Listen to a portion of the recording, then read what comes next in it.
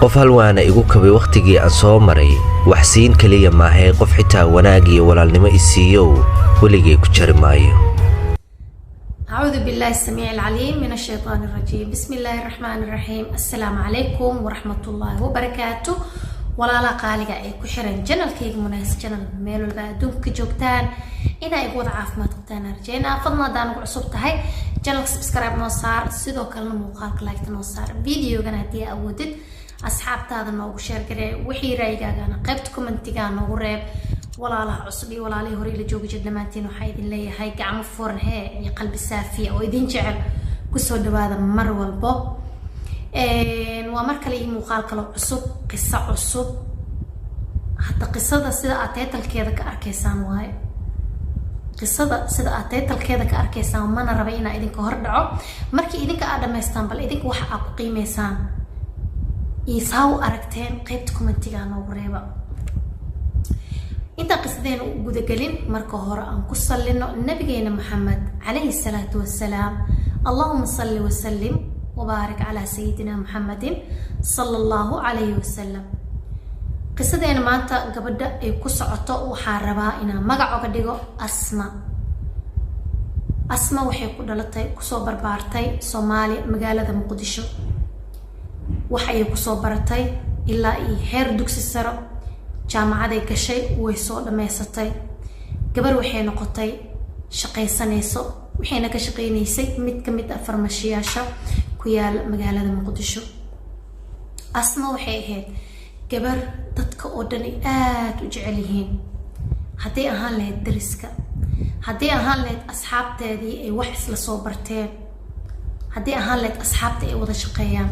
waxay ahayd gabar ay dadka aad iyo aad u jecel yihiin qofkii la saaxiibana saaxiibtinimadeeda marnaba aan ka qoomameyneynin haddii uu bartana marnaba uusan ka daalin uusan ka caajiseenin sheekooley ah. Asma waxaa dhacday maalin maalmaha ka mid ah inay facebookeedii ama pagekeedii facebook ay ku barato wiil qurbaha jooga qaasatan wadamada Scandinavianka mid ka mid ah. Scandinavianka waa afar wadan oo afarta wadan Dutchka looga hadlo waaye mid ka mid ah ayuu wiilkan degan yahay. wiilkii markii ay isbarteen ee muddo isla socdeen oo caadi barasho caadi iska ahayd barashadoodii waxay isku bedeshay xiriir jecel ayadoona la is arkin hawadaas la iska jeclaaday. gabadha Asma ahayd wiilka waxa ku dhahay waxay u jeclaatay meel aan ka soo noqosho lahayn asagana sidoo kaleento heer wuxuu gaaray inuu dhaho waxaan rabaa inaad dartaada Soomaaliya u imaado mar un dhaaya ku saaro oo aan ku arko wuxuu dhahay inaan ku arko ayaan rabaa intaan sheekeysan karno waan sheekeysanay haddana waxaan rabaa inaan soo baxo oo Soomaaliya imaado. gabadha Asmeeda waxay ku tiri soo dhawaabay tiri gacmo furan iyo qalbi saafi ku soo dhawaabay dhahday anigaba sidoo kaleentay tiri muuqaaga waa midaan u xiis qabo marna aan maninaay ma arki doontaa wiilkan. waxaa dhacday in wiilkii uu safarkiisii soo xirxirto arinta ma ahan in yani hal bil ay ahayd laakiinse muddo ay isla socdeen gabadhan wiilkan sheekadu idin soo dhaafiyay waa idin soo gaagaabiyay. wiilkii safarkiisu soo xirxirtay uu soo baxay waliba fasax aan saas isaas u sii badneen uu soo qaatay wuu soo baxay waa ka isa soo deeyay yaa Turkiga soo maray kadibna ka soo degay magaalada Muqdisho. markii inta uu soo bixin wuxuu ka codsaday gabadha Asma inay ugu imaado airportka si markaas uu arko maadaama dadkiisa ay soo doonayaan walaaladiisa ay imaanayaan marka wuxuu dhahay inaan ku arko ayaan rabaa qofka ugu horeeya aan indhaha ku kala qaadi rabo adiga inuu ahaado ayaan rabaa. tii ayaana dhacday. Asma sidii ayay ku aaday maalinkii airportka sidii ayayna kula kulantay gacliyaheedii intaas ay hawada iska jeclaayeen ee iskala xiriirayeen. maalinkaas waxay ahayd maalinta adduunka labadooda ugu farxadda badneed maxaa yeelay qof aad jeceshahay oo wadan dheer ka jira ku imaanayo wax kaaga farxad badan noloshaada ma laho. gabadhii way sarkeen markaas waxay ku dhahday aniga waa kana qoftaan arkaysan ahay wiilka waxay dhahday wiil wuxuu ahaayay tirjoog iyo jamaal ilaahay u dhaliyay deganaan iyo edab iyo waxay dhahday dhoorsanaan ilaahay waxay tiri ugu deeqay u ahaa asma ayadana kama dhicin waxay ahayd gabar maasha allah qofkii arko iska jeclaanayo sheekooley ah qurux badan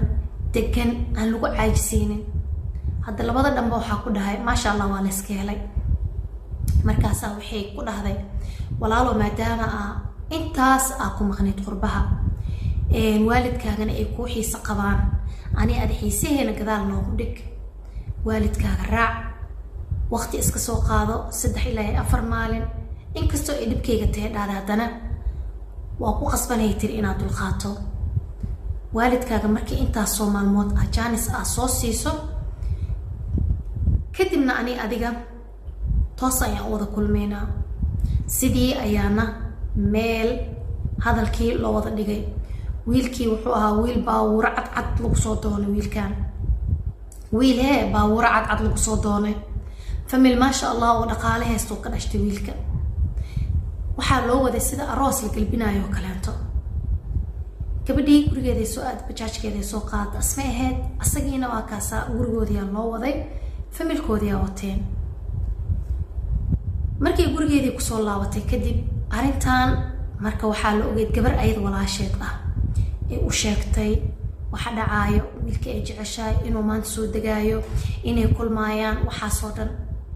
tiina waxay warka ku taabatay maamadii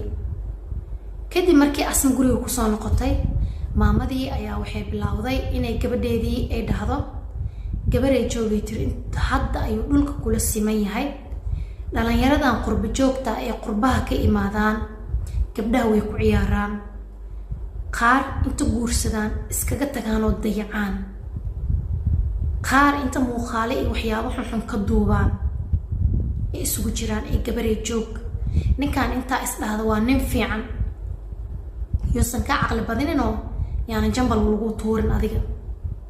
laakiin asma waxay ugu jawaabtay hooyo wiilkan waxay dhahday intaan bartay ayga deeqdaay tiri waan ku kalsoonahay tiri waana ku kalsoonahay nin xumaanta adiga sheegaysid iska dhaafee carajabkeed oo xumaan aniga xaqiisi iga iimaanaysa maahanay tiri waa wiil isku hubay dhahday tii la dhalataa waxay tiri walaalay macaanay bini aadanka la isku mahaleeyo walaalka ama walaasha allah ka dhigee gabarey digtoonaaw qab mar walba oo ninkan ha iswada siinin heer ha isgaarsiinin barito haddii wax idin soo kala dhaxgalaan ka maarmi weysid oo noloshaadii u burburisid yeesan noqonin laakiin asma mar walba waxay jirtay waxaas idinka sheegaysiin maba dhacayaanay tiri wiilkan waa idin keeni doonaa waana arki doonteen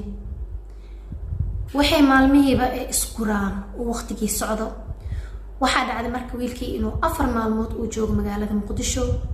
ee qadkana iskala socdeen asaga iyo gabadha asmo kadibna waxay isku balansadeen meel kamid meelaha ee Soomaalida dhalinyarada iskugu imaadaan meeshii markay iskugu imaadeen kadibna way israaceen oo baabuurkiisa la raacday waxay la aaday mid kamid meelaha wax laga cuno qaboobka iyo waxyaabaha macmacaanka waxyaabaha fudfudud ee magaalada Muqdisho ku yaalo meel kamid ay isla tageen meeshii ayayna ku sheekaysteen sheeko dheer kadib markii qofka kale inta uu dhaho qofii maqalkaaga muuqaaga ka qurux badan tahay maasha allah aati aadaan ugu faraxsanahay kulankeena waxaa dhacday in meel isla dhigo in wiilkan ay asma wado ay geeso gurigooda ay soo barto hooyadeed aabaheed walaaleed guriga inay soo barto barasho kadibna uu soo dirsan doono aabihiis iyo adeeradiis iyo dadkiisii si gabadhii loogu soo doono maadaama wiilkan intaasoo wadana uu u soo jaray intaasoo qarash u soo bixiyay si uu asmo mar un indhaha u kala qaado ama indhaha ugu arko gabadha asmeed waxay tiri waayahay arinta waxay tiri hooyaday iyo walaasha iyo og yihiin aabaheena waxay dhahday anaa u sheegaayo kana murug la aabay tiri sidii ayaana lagu kala tagay uu soo waday waxay dhahday meel dhax igu daji kadib bajaajkeeda soo qaadatay guriga ayay kusoo noqotay asma asagana wiilkii wuxuu aaday xaafadiisii habeenkii aabaheed markii uu banaanka ka yimid uu soo hooyaday ayaa arintii ay la wadaagtay aabo waxaan bartay wiil qurba joog ah muddaan isla soconay aniga kuma sheegin wiilkiina wuu i jeclaaday anigana sidoo kale waan jeclaaday kadibna wuxuu go'aansaday inuu meeshaan yimaado uu i arko haddana wuxuu diyaar u yahay inuu familkii uu barto aabo wuxuu rabaa wiilka inuu kulmo asma aabeed wuxuu ku dhahay gabadheedii ay kolley aniga dadkan qadka laga baranayo ama meelaha laga baranayo xumaantooda ma ogi badankood ammaantooda ima soo gaarto laakiinse barasho horteed ha inicin wiilka yimaado anigana waan kaa qiimeyn doonaa waan arki doonaa maadaama qofkan uu waalid yahay waalidkana sidiisa meesha uu qofka weelka uu wax ka arko meel ka fog uu wax ka arkaa mar walba